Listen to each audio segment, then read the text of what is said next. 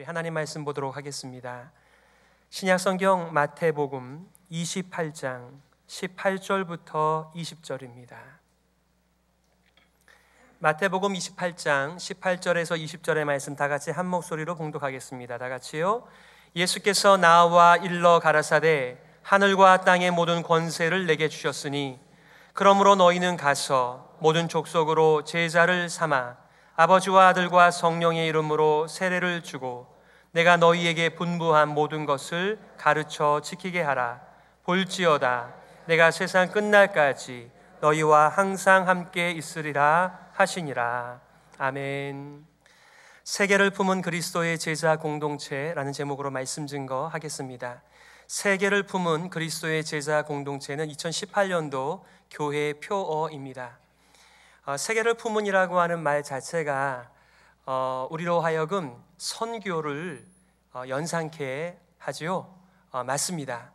세계를 품었다라고 하는 말은 우리가 누리고 있는 이 복음이 우리 안에 갇혀 있는 것이 아니라 점점 퍼지는 그림을 우리들에게 보여주고 있습니다. 이번에 프랭크들을 제작하면서 세계를 품은을 작은 글씨로 그리고 큰 글자로 그리스도의 제자라는 말을 사용한 것은 2018년도에 이 세계를 품은 선교를 강조한다기보다는 그리스도의 제자의 삶을 강조하기 위하여 이 글자를 더욱더 도두어 크게 사용한 것입니다. 만약에 누군가가 저보고 그동안 뭐하며 살았느냐라고 물으신다면 제가 부끄럽기는 하지만 제가 그리스도의 제자가 되려고 힘을 썼습니다. 그리고 기회가 되는 대로 그리스도의 제자 삼는 일을 열심히 하였습니다라고 답변을 할 것 같습니다. 바닷물에는 많은 그 미네랄들이 있는데 그 가운데 염분이 한 3.5% 된다고 합니다. 그 적은 양의 3.5%의 염분이 그 바다를 정화하고 또 오염에서부터 이렇게 몰아내면서 그렇게 아름다운 바다를 유지하고 있는 것이 아니겠습니까?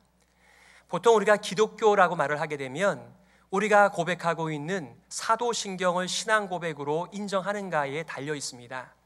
그것이 로만 카톨릭이건 개신교이건 또 그리스도 경교이건 간에 그분들이 사도신경을 신앙 고백으로 고백하고 있다면 우리들은 넓은 의미에서 기독교인이다, 크리스천이티, 기독교라고 말을 하죠. 한때 한국은 3분의 1이 기독교인이다 이렇게 말을 하는 시절이 있었습니다. 심지어는 국회의원의 숫자 가운데 개신교인들만 3분의 1이 넘는 시절도 있었습니다. 우리가 아는 것처럼 장로 출신의 대통령도 2분이나 나왔었지요. 그런데 결과가 어떻습니까? 참 부끄럽게도 오히려 예수를 믿는다라고 하는 명분은 있었지만 그들의 삶이 그렇지 못하여서 더 우리로 하여금 어려운 마음을 갖게 했던 그런 시절들도 있었습니다. 오늘 여러분들과 본문의 말씀을 나누면서 도대체 왜 이런 한국과 세계 기독교 안에서 예수님을 믿는다라고 하는 교회를 통하여 하나님의 영광과 복음이 찬란하게 빛이 나기보다는 더욱더 어려운 세상을 주도하는데 교회가 앞장을 서는가, 이런 질문들을 던지게 됩니다. 저는 감히 여러분들에게 한국의 교회, 한국의 기독교회는 제자도가 상실되어져 있기 때문에 그렇다라고 말씀을 드리고 싶어요. 여러분, 세상은 여전히 우리 교회를 바라보면서 이 땅에 없는 평화, 의, 사랑, 긍휼, 회복, 소망을 기대하고 있는데 과연 우리 교회는, 그리고 오늘의 기독교는 세상의 부르짖음에 대하여 답변을 줄 수 있겠는가, 이런 생각을 하게 되는 것입니다. 오늘 본문을 가리켜서 많은 분들이 대위임령, Great Commission이라고 말을 하죠. 예수님께서 하늘로 올라가시기 전에 그의 제자들에게, 교회들에게 맡겨주신 사역을 가리켜서 대위임령이다 이렇게 말을 합니다. 오늘 본문의 말씀을 보게 되면 얼핏 동사가 4개가 나와 있는 것 같아요. 가라, 제자를 삼으라, 세례를 주라, 가르치라. 하지만 이 대위임령은 하나의 명령, 마레사테라고 하는 하나의 명령을 담고 있는데 바로 제자를 삼으라라고 하는 것이 이 본문 말씀의 주요 강조점이며 동사이지요. 예를 들어서 가라, 또 세례를 주라, 가르치라, 이런 것은 주동사가 아니고 분사입니다. 그래서 제자를 삼는 일에 있어서 그 세 가지의 분사가 꾸며주고 있는 내용을 봅니다. 다시 한번 말씀을 드리면 이 말씀의 의미의 강조점은 가라에 있는 것이 아니라 제자를 삼으라라고 하는 말에 이 본문의 말씀의 주요 메시지가 담겨져 있어요. 하지만 전도를 강조하고 선교를 강조하시는 교회나 선교단체가 이 말씀을 마치 그 가라의 강조점이 있는 것처럼 그렇게 선교적 개념으로 사용하셨기 때문에 이 말씀만 보면 우리는 선교를 먼저 떠올리게끔 되어져 있습니다. 제자를 삼아라고 하는 이 구절보다 앞에 나오는 너희는 가서라고 하는 단어가 지나치게 강조됨으로써 제자를 삼는 일보다 가는 것에 더 많은 의미를 부여하다 보니까 진짜 중요한 제자 삼는 일에는 오히려 우리가 전적으로 마음을 들이지 못하는 것이 오늘날에 제자도를 상실한 목사, 제자도를 상실한 장로, 제자도를 상실한 직분자, 제자도를 상실한 교회의 모습 속에서 우리가 통전적인 어려움을 겪게 된다는 것을 말씀드리는 것입니다. 필리핀의 선교사로서 오랫동안 혁혁한 공헌을 세우셨던 박기호 교수님이라는 분이 계세요. 선교사님 계시는데 이분이 홀로 신학교회 교수님으로 오셔서 이렇게 얘기한 적이 있습니다. 오늘날 교회가 많은 활동들을 한다는 것입니다. 교회가 가는 활동들을 하고요, 세례를 주는 활동을 하고요, 교육 활동을 열심히 하지만은 이 대위임령에서 말하는 바 제자를 삼는 일에 초점을 맞추지 않기 때문에 그렇게 많은 인적, 물적 자원을 투자하여 사역함에도 불구하고 지역사회와 세계를 변화시키는 일에는 실패했다라고 말하면서 자신의 과거의 선교 사역을 이렇게 이성적으로 판단하고 고백한 것을 들어본 적이 있습니다. 얼마나 많은 사역자들과 교회들이 제자 훈련을 하고 있습니까? 교회 안에 제자도, 제자 훈련 여러 말들이 있지만 우리는 질문해 봐야 되겠죠. 정말 우리 교회는 나에게는 제자도가 살아 있는가? 돌아가신 옥하는 목사님 그의 책 다시 쓰는 평신도를 깨운다라고 하는 책에서 이렇게 말씀하시더군요.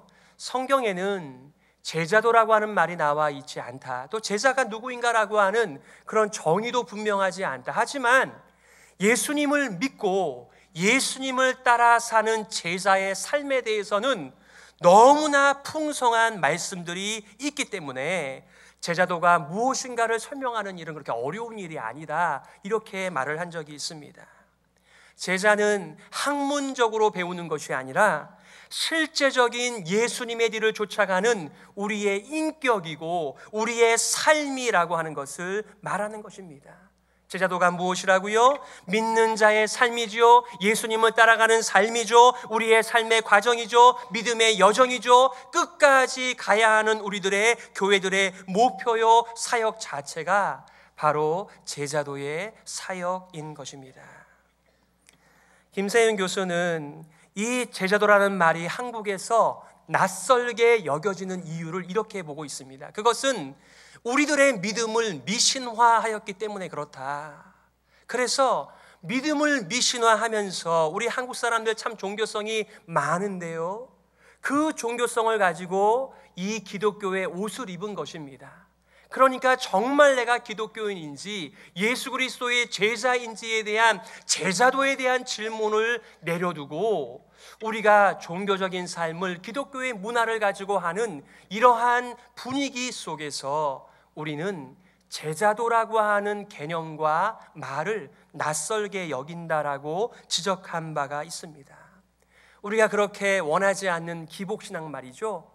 예수님을 믿고 다 잘 되는 번영의 신앙 말이죠. 예수 믿으면 돈도 잘 벌고 건강하고 아픔이 없는, 자녀들도 학교에 잘 합격하고 그들의 직장들을 잘 얻으면서 계속해서 승승장구하는 것, 나쁜 것 아니지요. 그러나 문제는 그렇게 하나님께서 복을 주실 때에 그 복을 함께 나누는 제자도의 정신이 아닌 나의 것으로만 가두어 두는 것이, 그것이 바로 문제입니다.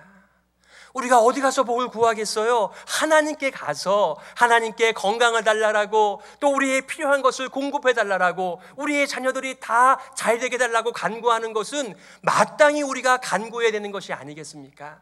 그런데 문제는요, 제자도를 상실할 때, 예수 그리스도의 뒤를 쫓아가며 제자의 삶을 살지 않을 때 그 하나님의 주신 복을 자기에게들만 가두어 두고 살아가는 이상한 세상의 기독교가 되는 것입니다.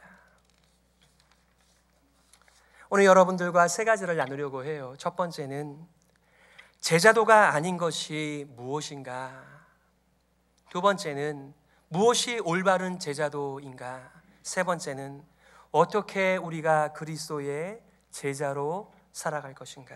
첫 번째, 여러분, 제자도가 아닌 것은 무엇일까요? 우리 교회 안에 얼마나 많은 제자도에 대한 오해들이 있을까요? 두 가지 살펴볼 텐데, 첫 번째는요, 가장 보편적인 제자도에 대한 오해는 제자 훈련이 제자도다, 이렇게 생각하시는 분들이 계십니다. 죄송하지만 제자 훈련과 제자도는 다릅니다. 제자도라고 하는 것은 성도들이 예수 그리스도의 뒤를 쫓아가면서 예수님의 삶과 교훈을 통하여 날마다 자기를 채우는 삶, 그리스도를 따르는 전체적인 삶을 가리켜서 제자도라고 말을 하는 것이고요, 그 삶을 살기 위하여 우리의 삶 가운데 때로는 교육을 받고 훈련을 받는 그 과정을 가리킬 때 제자 훈련이라는 말을 사용하는 것입니다. 제자 훈련을 할 때 우리 선배 목사님들께서 꼭 명심하라고 가르쳐 주신 것이 있습니다. 제발 성도를 그을러만 놓지 마라. 그게 무슨 말씀이죠?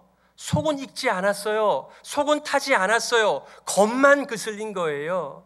진짜 우리의 속사람이 자기를 부인하면서 예수님의 새로운 성품을 받아가면서 예수님의 뒤를 쫓아가는 것이 진정한 제자도의 삶이며 제자훈련의 목표이죠. 제자훈련이 목표가 아니에요. 그래서 어떤 교회는요, 사람을, 성도를 두 부류로 나눈다고 합니다. 제자훈련을 받은 성도와 제자훈련을 받지 않은 성도, 두 부류의 사람밖에 없는 거예요. 여러분, 세상에 얼마나 많은 제자훈련이 있습니까? 저만 하더라도요, 평신도를 깨운다 27 시리즈, SCL, 또 세르백 교회의 제자훈련, 정말 많은 제자훈련들을 받았습니다. 여러분, 그렇지만 저의 제자도의 삶은 끝나지 않았어요. 많은 사람들이 제자훈련을 받은 다음에, 수료증을 받은 다음에 마치 자신은 더 이상의 교육이나 훈련을 받지 않아도 되는 사람처럼 그렇게 착각하는 것은 제자도와 제자훈련의 차이점을 모르기 때문에 그런 것입니다. 여러분, 제자훈련은 목적이 아닙니다. 우리의 목적은요, 제자도입니다. 여러분에게 제자훈련을 받아보신 경험이 있으신가요? 저도 오랫동안 제자훈련을 하면서요, 참 기억에 남는 많은 분들이 계십니다. 지금도 제 마음에 이렇게 남아있는 한 분이 있는데요, 보통 이제 제자훈련의 성패는 1년 동안 제자훈련을 얼마나 잘하는가에 달려 있다기보다는 어떤 사람을 선발하는가에 제자훈련의 성패가 달려져 있습니다. 그래서요, 한국 같은 경우에는 12월에 제자훈련을 마치고 또 새로운 제자훈련을 모집합니다. 그러면 정말 수백 통이 들어옵니다. 그걸 갖다가 서류 전형을 통하여서 점검을 하고, 그 다음에 일일이 신방을 가서 이분이 올해의 제자훈련을 받을 만한 준비가 되어져 있는가를 점검을 합니다. 제자훈련 지원서만 4장에서 5장이 되는데, 그 중에 하나가 제자훈련 지원 동기서라는 게 있어요. 제가 아는 어떤 분은 이렇게 자신의 제자훈련 지원 동기서를 내셨더군요. 제가 조금만 읽어드리겠습니다. 초등학교 1학년 때부터 신앙생활을 한다고 했지만 저는 종교인으로 교회만 다니는 죄인이다 보니 나의 생애에 있어서 거듭나고 싶은 욕망이 있었습니다. 교회를 어릴 적부터 오랫동안 다녔지만 세례를 대학 졸업 후 군복무 기간에 받을 정도로 미지근한 신앙생활을 살아왔습니다. 결혼 후 신앙이 좋은 아내를 통하여 주일 성수는 항상 하게 되었고 교회에서 여러 가지 봉사도 하게 되면서 하나님도 알고 구원의 확신도 가지게 되었습니다. 하지만 자신의 미미건조함, 아마 제가 볼 때는 이 무미건조함 같아요. 무미건조한 신앙으로 인하여 부끄럽기도 하고 이왕 믿기로 작정한 예수님을 참된 구주로 믿고 세상에 믿지 않는 불쌍한 영혼들을 바라보면서 애통하는 마음이 되어 복음을 전파하고 싶은 마음이 들었습니다. 이번 제자훈련을 통하여 먼저 나를 변화시키고 싶습니다. 나의 모습이 세상에서 가장 미천하고 추잡스럽고 교만한 인간인 것을 알면서도 나를 낮추지 못하고 겸손하지 못하고 남을 무시하는 나의 마음의 생각들이 그대로 표출되는 나의 부끄러운 모습에 고개도 못 들게 됩니다. 짜증과 인색에서 나오는 혐오스러운 나의 모습이 아닌 남에게 평안을 주며 화평과 축복의 통로가 되는 그리스도의 제자가 되고 싶습니다. 이제 아직 끝나진 않았는데요, 여러분에게 그 중에 일부를 좀 읽어드렸습니다. 이분이 그때는 정말 표도 안 나는 그리스도인이었는데 그 후로 이분이 안수 집사도 되고 지금은 장로가 되어서 그 교회를 참 잘 목양하면서 그렇게 사역하고 있는 것을 볼 때 제 마음에 큰 기쁨이 여전하죠. 저희 아버지가 돌아가실 때에도요, 그 먼 부산에서 단숨에 달려와 밤을 하얗게 함께 지냈던 분도 이분이었습니다. 그리고 제가 유학을 나올 때에 저의 여러 가지 면을 도왔던 분도 이분이었죠. 그분께서 그렇게 자신의 부끄러운 모습이 아닌 자랑스럽고 그런 평화를 전달하는 자로 살고 싶었는데 그분의 목표대로 그의 삶이 이루어져 가고 있는 모습을 여러 소식을 통하여 듣게 됩니다. 맞아요. 우리의 삶 가운데 구원의 확신을 가지고 있을 수 있죠. 여러 가지 봉사를 할 수도 있습니다. 그러나 복음을 만날 때마다 내 자신이 얼마나 냄새나며 추잡한 사람인지를 복음 앞에서 깨닫게 되는 것이며 십자가 앞에서 깨달을 때마다 우리는 손을 벌려 예수 그리스도를 붙들고 예수님의 뒤를 따라가는 삶을 살아가는 것이죠. 여러분 또한 어떤 분들은 제자도에 대하여 오해하시면서 제자도라고 하는 것 혹은 제자훈련이라고 하는 것은 나의 신앙을 이렇게 함양, 좀 업그레이드하는 것이다 이렇게 생각하시는 분들도 계십니다. 한편으로는 맞기는 맞아요. 그러나 그 신앙생활, 하나님과의 좋은 관계조차도 내 안에서 가두어 놓을 때에 정상적인 그리스도 제자의 삶을 살아갈 수가 없습니다. 단지 암송하고 경건의 시간 빠뜨리지 않고 또 하나님의 말씀을 읽는 일을 가지고 우리가 그리스도의 제자다라고 말하기에는 그런 것들은 우리로 하여금 그리스도 제자의 삶을 사는데 도구의 역할을 하는 것이지 그 일을 하고 있다고 해서 내가 그리스도의 제자라고 말하기에는 부족한 것이죠. 두 번째, 여러분 올바른 제자도가 그렇다면 무엇입니까? 올바른 제자도는 여러분들께서 두 가지의 개념을 가지셔야 되는데 여러분 이제 2018년도의 표어가 세계를 품은입니다. 무슨 얘기입니까? 우리의 제자됨은 다른 사람을 염두에 둔 삶을 전제하고 있는 것입니다. 전도라고 하는 것, 선교라고 하는 것이 무엇이죠? 내가 내 인생을 다스려 보니까, 내가 내 인생을 책임져다 보니까 내 삶이 찌그러지고 어렵고 내가 원하는 삶을 살지 못한 채 살아가고 있는데 하나님께서 통치하시니 내 삶 가운데 빛이 들어오는 건 아니겠습니까? 나는 사랑할 위인이 아닌데 예수 그리스도께서 사랑을 공급해 주심으로써 사랑의 삶을 사는 기적 같은 복음의 인생들을 살아가는 것이죠. 그러므로 여러분, 예수님께서는요, 우리들만 구원하러 오신 것이 아니라 모든 세상의 열방들을 구원하여 그들도 사랑의 그늘과 사랑의 빛 가운데서 살아가도록 부르신 것입니다. 그러므로 올바른 제자도라고 하는 것은 나의 신앙 인격과 내게 있는 복음과 내게 있는 예수 그리스도의 이 사랑의 성품이 다른 사람을 위하여 사용되어지는 것을 가리켜서 올바른 제자도라고 말을 하는 것입니다. 그러므로 우리의 모임은 제자 공동체라고 말을 한다면 그 자체가 선교적일 수밖에 없다는 것을 의미하는 것입니다. 여러분, 한국의 제자훈련을 잘한 교회가 있는데 왜 욕을 먹고 있죠? 그 제자훈련이 당신들 교회만을 위한 제자훈련이었지 세상을 위한 제자훈련이었습니까? 라고 말하는 데는 일리가 있는 지적이었어요. 나의 신앙생활을 잘하기 위한, 나의 신앙생활의 함양을 위한 제자훈련 동기도 나쁜 것은 아니에요. 그러나 제자훈련에는 방향성이 있다는 것을 꼭 기억하십시오. 그뿐만인가요? 제자도는 하나님의 나라라고 하는 관점에서 이것을 이해해야만 합니다. 옛날 로만 카톨릭은요, 교회를 하나님의 나라로 잘못 이해했습니다. 그래서요, 교회가 하는 일은 다 하나님의 나라라고 이해한 적이 있었습니다. 그렇지 않죠. 또 개신교는 이 카톨릭과는 달리 오직 믿음만 강조하면서 이 하나님의 통전적인 구원을 자기 안에 가두어 놓는 그런 일을 하였습니다. 그래서 오늘날도 천국, 하나님의 나라 이렇게 하면은 죽어서 가는 나라, 이것만 생각하는 거예요. 오늘 내게 구원이 임했고 오늘 영생의 삶을 살고 그리스도 예수의 길을 쫓아가면서 이런 아름다운 생애를 시작하도록 부르심을 입었는데 죽기 전까지는 아무것도 안 하는 거예요. 그러면서 죽은 다음에 좋은 나라에서 산다. 그게 아니지요. 그리스도의 제자도라고 하는 것은 예수 그리스도께서 가져오신 그 아름다운 기적의 삶, 복음의 삶, 사랑의 삶을 지금 이 자리에서 살아가는 삶을 가리켜서 올바른 제자도라고 말을 하는 것입니다.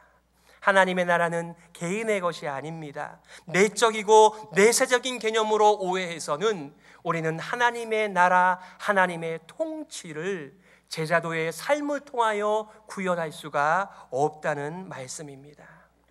여러분, 요한복음 8장 31, 32절에 그러므로 예수께서 자기를 믿은 유대인들에게 이르시되 너희가 내 말에 거하면 참 내 제자가 되고 진리를 알지니 진리가 너희를 자유케 하리라. 우리는 원래 자유인이 아닙니까? 그렇지 않죠. 예수님을 떠나 살면서 내가 원하지 않지만 죄의 종으로 살고 죄의 어두운 그늘 아래서 살던 어둠의 자녀들이 아닙니까? 에베소서 2장 1절의 말씀처럼 우리는 죄와 허물로 죽었던 자다라고 말하면서 하나님께서 이렇게 역사하심에도 불구하고 하나님의 통치를 받지 못하는, 하나님께서 그토록 우리를 사랑하심에도 불구하고 우리는 사랑의 삶을 살지 못하는 어둠의 삶을 살았던 우리가 아니었습니까? 이런 죄로부터의 자유, 죽음으로부터의 자유, 앞으로 캄캄한 인생에 대한 두려움으로부터의 자유를 바로 예수 그리스도의 뒤를 쫓아가는 참된 제자도의 삶을 통하여서 우리가 살아간다는 것이 올바른 제자도의 의미이지요. 세 번째, 어떻게 그리스도의 제자로 살 수 있을까요? 예수님께서 우리들에게 가르쳐 주신 제자도가 무엇입니까? 여러분들과 두 가지를 나누려고 하는데요, 예수님께서 제자들에게 이렇게 말씀하시죠. 나를 따라오너라. 내가 너희로 사람을 낚는 어부가 되게 하리라 하시니라고 하였습니다. 이 말씀도 제자도에 대한 구원의 영생의 말씀인데 이것을 전도로만 이해했기 때문에 우리는 사람을 낚는다, 사람을 많이 교회로 데려온다, 이 개념으로만 사용한다면 우리는 이 말씀에서 제자도를 발견할 수가 없을 거예요.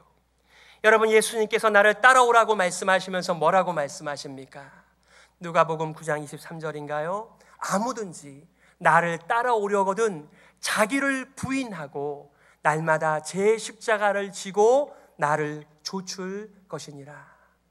여러분, 자기 부인이 무엇입니까? 자기 부인의 의미는 자기의 십자가를 지고 살아가는 것을 가리켜서 자기 부인이라고 말을 하는 것입니다. 여러분, 예수님께서도요, 자기의 뜻이 있으셨어요. 그러나 겟세마네 동산에서 하나님께 간절히 간구하면서 뭐라고 말씀하시죠? 하나님, 내 뜻대로 마시고 아버지의 뜻대로 하여 주옵소서. 우리가 예수님의 뒤를 쫓아간다라고 한다면 예수님께서 자기의 뜻을 내려놓고 아버지의 뜻을 붙잡은 것처럼 바로 그것이 자기 부인이며 자기의 십자가를 지는 것이다 라고 말씀하신 것입니다. 이미 돌아가셨지만 제가 잘 인용하는 존 스타트 목사님, 그분은 참 독신으로 살면서 평생을 주님과 결혼하고 복음과 결혼하여서 정말 멋있고 아름다운 책을 많이 쓰신 분이에요. 근데 그분의 마지막 책이 무엇인지 아십니까? 제자도입니다. 그렇게 두껍지도 않아요. 8개의 제자의 삶에, 제자도에 대하여 말씀하신 것인데요, 그분이 첫 번째 챕터에서 불순응이라고 하는 말을 사용합니다. 제자도의 삶은 불순응하는 것이다, 이렇게 제자도의 삶의 특징을 말해줍니다. 조금 전에 말씀드린 자기 부인이죠. 자기의 십자가를 지는 것이죠. 우리는 날마다 이 세상과 저 세상, 바로 하나님의 나라와 이 땅의 제국의 가치관 속에서 결정을 하며 살아가야 하는 사람들이에요. 이 세상의 문화와 하나님 나라의 문화와 이 세상의 기준과 하나님 나라의 기준과 이 세상의 생활 방식과 하나님 나라의 생활 방식 사이에서 우리는 무슨 일을 하는 것입니까? 예수님을 따라간다면 이 세상과 나의 옛자를 십자가에 못 박는 일, 바로 그것이 그리스도 예수의 뒤를 쫓아가는 삶인 것입니다. 조금 전에 소개해드린 존 스타트 목사님께서 이렇게 말씀하시더군요. 그리스도인은 날마다 죽는 것입니다. 매일 자기 자신의 의지와 주권을 포기하고 매일 예수 그리스도에 대한 자신의 무조건적인 항복을 새롭게 해야만 합니다. 제가 솔직히 고백하는데요, 예전에 잘못 이해해서 특별히 우리 시니어 그룹을 만날 때마다 잘 사용하는 말이 있었습니다. 고린도후서 4장 16절인데 이런 말씀이죠. 겉사람은 후패하나 우리의 속은 날로 새롭도다. 저도 이제 나이가 들어가니까 잘 안 보이고 귀도 잘 안 들립니다. 그리고 돋보기도 써야 하고요. 그리고 주름도 점점점 많아집니다. 이러한 저의 약간의 경험을 통하여 우리 어르신들께 우리 겉사람은 후패하지만 속사람은 날마다 새로워지니까 용기를 내십시오, 이렇게 말씀하신 것을 용서하시기를 바랍니다. 여기서 말하는 겉사람은 우리 피지컬 바디를 얘기하는 게 아니에요. 여기서 말하는 겉사람은 하나님이 없는, 하나님의 통치가 없는, 하나님과 떨어진 우리의 옛자, 자기밖에 모르고 모든 것을 동원하여 자기의 삶을 가치 있게 여기는 그 겉사람, 그 옛사람을 가리키는 것입니다. 우리가 원하지 않지만 세상에서 억울하고 애매한 이들을 만날 때마다, 세상의 바람을 맞을 때마다 그 고난을 통하여 우리는 우리의 옛사람이 닳아지고 닳아지면서 점점 사라지고 예수님께서 가져오시는 생명과 은혜와 영생과 사랑을 붙드는 이 속사람이 새롭게 된다는 말씀이 이 말의 의미예요. 겉모양이 후패해졌는데도 속이 새롭지 않은 분들이 계세요. 겉사람이 멀쩡하지만 그의 속사람이 날마다 새로운 분들도 있습니다. 어디서 그런 결정적 차이가 있는 거죠?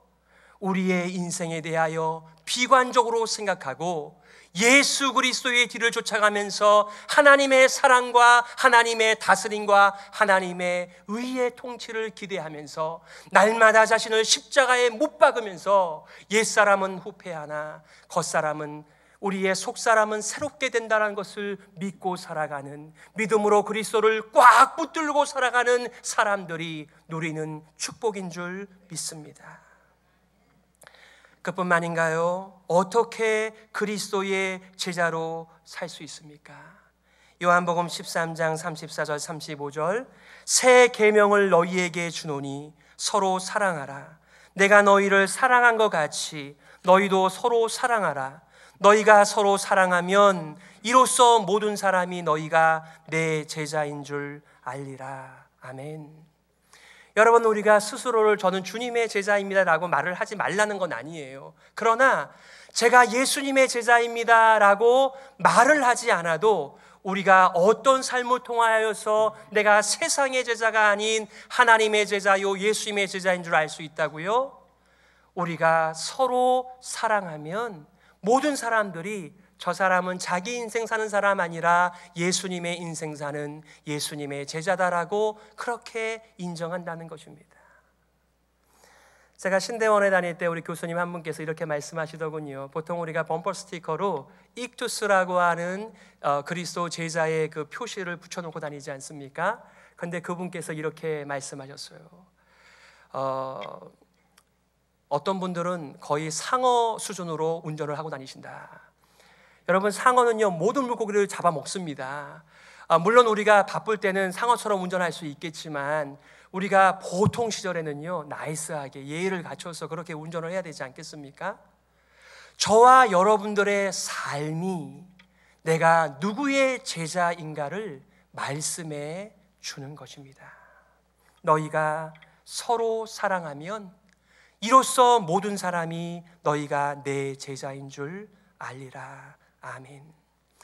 여러분, 우리는 소극적으로 자기를 부정하면서 십자가의 나를 이렇게 못 박는 그 일도 개삭해야겠습니다만 적극적으로 그리스도 예수의 제자의 삶을 산다라고 하는 것은 얼마 전에 우리가 함께 나눈 바로 제자도의 중심에 있는 바로 주께서 가르쳐 주신 기도를 적극적으로 결심하면서 살아가는 삶을 의미하는 것입니다. 하나님을 사랑하면서 다른 사람을 사랑하는 그 삶의 우리 마음의 깊은 고백이 이 주기도문에 담겨져 있기에 우리는 십자가의 나를 못 박는 의미로서 하나님, 나의 명예를 구하는 대신에 주님의 명예를 위하여 살겠습니다. 나의 나라가 아닌 하나님의 나라와 통치를 받으며 살겠습니다. 나의 뜻을 주장하는 대신에 주님의 뜻에 순종하며 살겠습니다. 내 힘과 능력과 재력이 아니라 주님의 공급을 믿고 살겠습니다. 미워하고 시기하기보다는 용서하며 살겠습니다.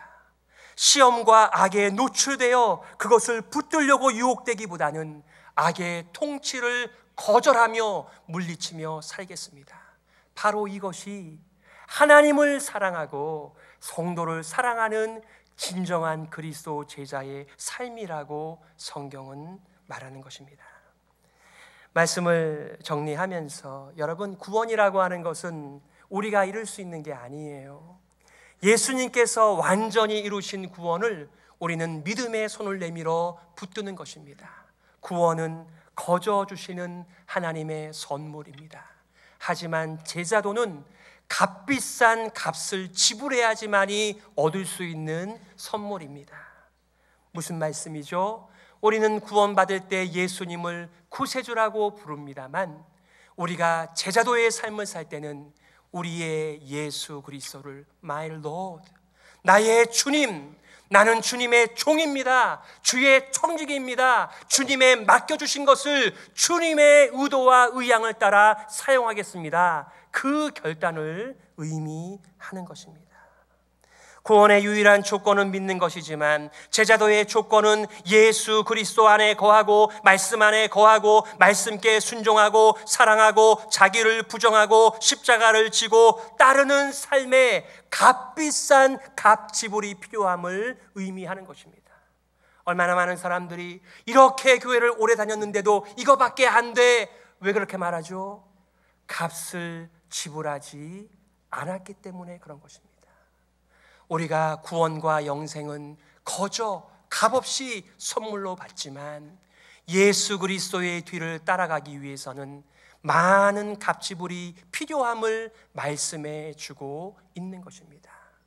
여러분도 예수님처럼 살고 싶으시죠? 하나님처럼 살고 싶으시죠? 빛 가운데 살고 싶지 누가 어두운 가운데서 살고 싶겠습니까? 그러면 여러분께서 값을 지불하셔야만 됩니다.